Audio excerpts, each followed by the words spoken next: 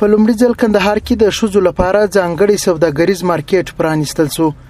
یاد مارکیټ دیش بېلابېلې هټۍ لري. د کندهار په عینو مینه کې د ښځو په دغه سوداګریز مارکیټ کې د لاسي توکو خیاطۍ، ګاڼو او سینګارتون ترڅنګ د رستورانت او عصري زده کړو لپاره هم اسانتیاوې په پام کې نیول شوي دي. د دوشنبه په ورځ د یاد سوداګریز مرکز د پرانیستنې پر مهال د کندهار د ښځو چارو مشري رقیه سکزي د میرمنو د اقتصاد د ودې او کورنیو او بهرنیو مارکیټونو ته د تولیداتو د رسیدنې په برخه کې مهم ګام یاد کړ. هم زموږ د ښځو ریاست کوشش کوو چې موږ د ولسوالۍ د ښځو سره چې دوی کوم لاسي صنایع لري دغه زمینه د کوم مارکیټ دوی سره مخامخ کړو. لکه کندهاري خزانه هم چې بازاریابي واقعا مخکې ډېره وه، دوی د ولسوالۍ څخه د ښار د لیرو پرتو سیمو څخه د ښځو لاسي صنایع هغه حرفې راوړلې په خپل کندهاري خزانه کې په خرید فروش رسولي.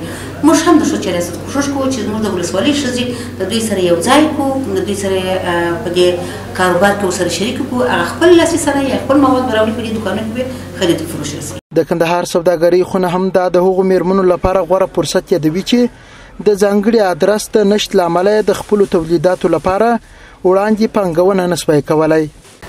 ډېرې ښځینه داسې خویندې هم شته چې خپله یو څه دارایي لري په اصطلاح، یا د پلار په میراث یا خپل په ګټه، ولې د مصرف ځای چې څنګه یې سرمایه ګزاري وکړي هغه ادرس نه لري.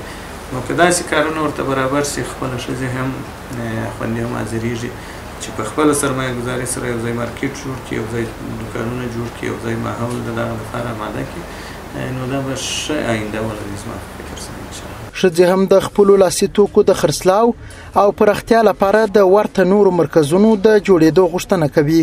نو دغه مارکیټ د دوی لپاره یو ښه ځای وي، خصوصا د هغو خویندو لپاره چې په ښار کې ژوند کوي. هغوی دې ته لیواله دي چې کاروبار وکړي. متاسفانه تر اوسه ځای نه و، اوس دغه ځای پرانیستل شوی دی. نو انشاءالله د دې وروسته به خویندې خپل ټول په ښارونو سړکونو کې چې کښېنستل کوم شیان چې کور تولیدول هغه یې راوړل په سړکونو یې خرڅول، دوی کولی شي د دغه مارکیټ له لارې خپل هغه پروژه په فروش ورسوي، هغه کوم شی چې لري. او دا 2 کاله کېږي چې ما هېڅ خرید و فروش نه کړی. دا 2 نمایشګاوې چې وې نو ښه و، یو څو پړینان مې خرڅول. نو ډېر غریبان ونیو، دلته مو دا دوکان ونیوی، خدای خیر ورکړي، چرایه کوي دا دوکان.